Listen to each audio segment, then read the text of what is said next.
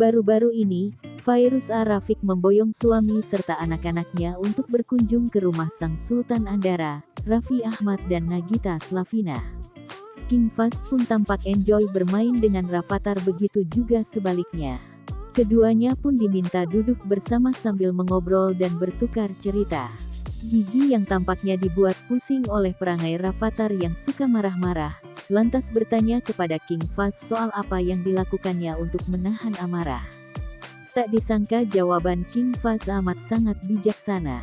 Gigi dan Fairuz bahkan tak menyangka jika bocah 10 tahun itu memiliki pemikiran yang berbeda dari anak seusianya.